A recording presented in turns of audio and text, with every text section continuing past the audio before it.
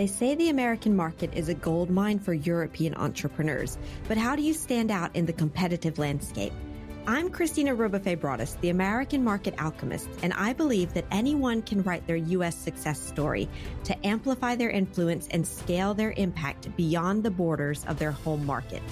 In this podcast, you'll hear inspiring stories and practical advice from American market experts and European entrepreneurs who are making an impact in the U.S. Tune in each week for a dose of motivation and tactical tips to build your influence and visibility in the world's largest market so you stand out, attract more clients, and turn your European business into American gold. Now, let's dive in. Is your silence costing you money in the US market? Here's the truth. Staying quiet means that you're losing opportunities, clients, and revenue. If you feel like your expertise is not getting the recognition that it deserves in the US market, or if you're frustrated that your potential American clients don't see the value that you bring to the table, then this video is for you. Today, I'll show you why visibility matters so much in the US market, how speaking up builds trust with American clients, and how you can take simple steps to start showing up confidently. Now, if you don't know me, I'm Christina Rubafe-Broaddus. I am the founder of American Market Alchemist, and we're a training and consulting company that helps European entrepreneurs get more American clients by breaking down the cultural, language, and mental or mindset barriers that are slowing their growth.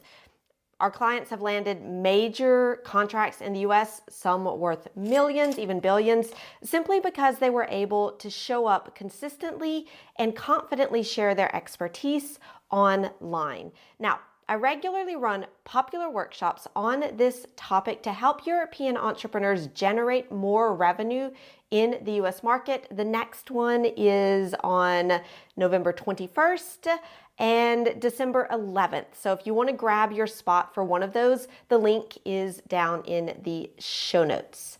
Now I'm going to scroll up to my notes here because of course I'm looking at some notes for this video, but you know, I wanted to make sure that I get all of the information to you guys correctly. So here's why staying quiet doesn't work in the US. In Europe, staying quiet about your accomplishments might seem more professional, a little understated, admirable. You like to stay reserved, more discreet. And many of you, based on my experience with clients, feel like the quality and the excellence or the innovation of your work should speak for itself, that you don't need to do things like personal branding, social media, promoting what you do. But in the US, your silence and this reserved attitude doesn't translate into credibility and professionalism. It signals uncertainty, a lack of confidence in your solution or what you have to offer.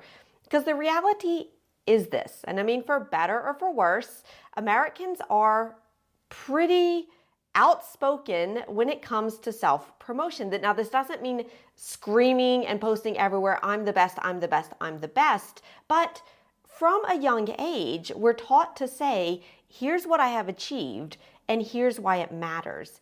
So when you're silent, American clients won't necessarily see that as humility, but as a lack of confidence or a lack of expertise. And I know that you are excellent at what you do, because if not, you wouldn't be watching this video to learn how to become better. So you want to be out there and you want to be promoting yourself so that they also see the excellence that you have to offer.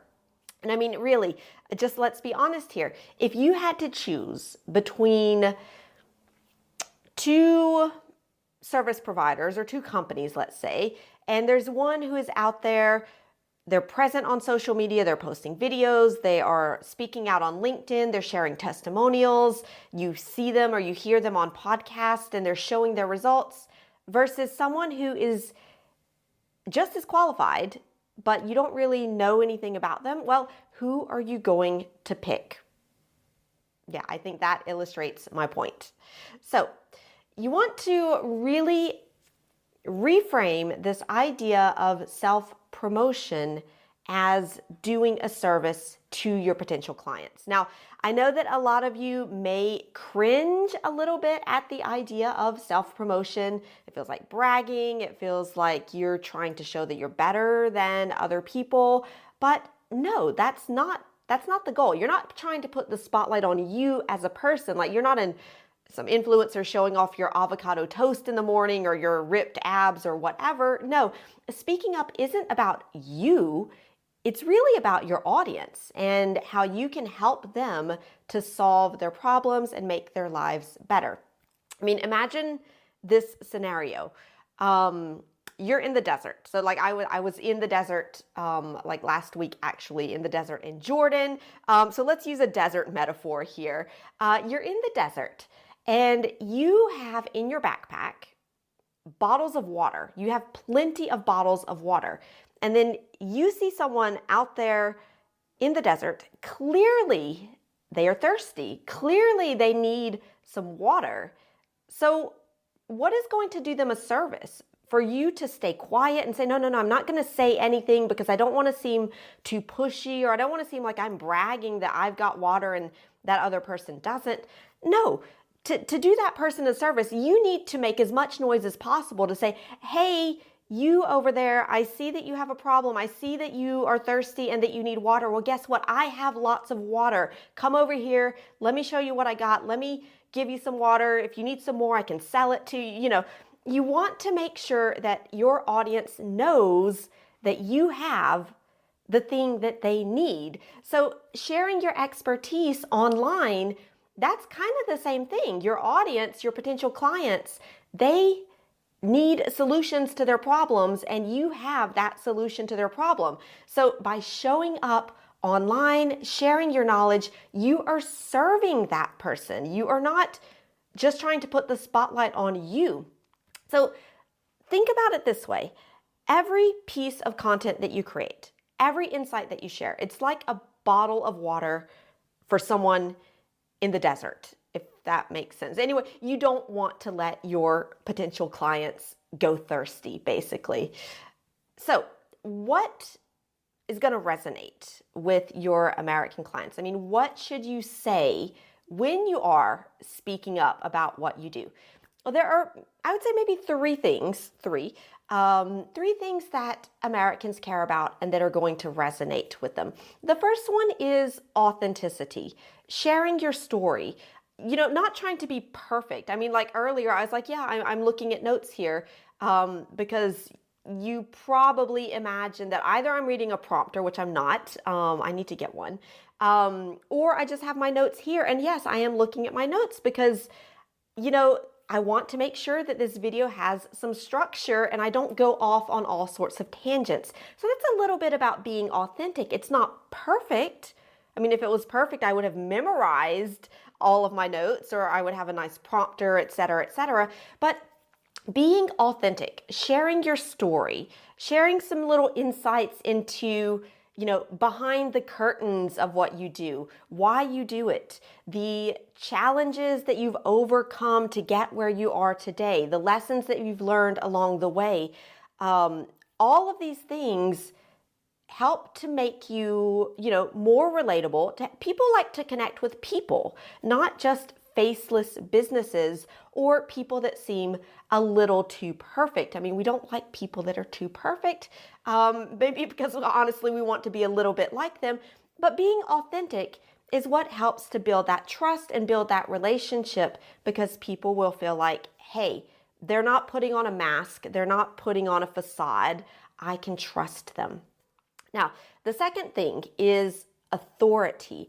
And this is basically proving that you can deliver results. You can do this by using testimonials, case studies, specific examples, client stories, and even better if you can put numbers in those. Americans, we love numbers. I mean, when my family comes to visit here in France, they're always asking, when was this built? How many people? How much? Like, we just like numbers. And yes, it is okay to talk about the revenue that you've helped a client generate, to talk about maybe the revenue that you're generating, to talk about quantifying the time that you have saved with your clients. Anytime you can quantify something that gives us that hard data, that gives us authority.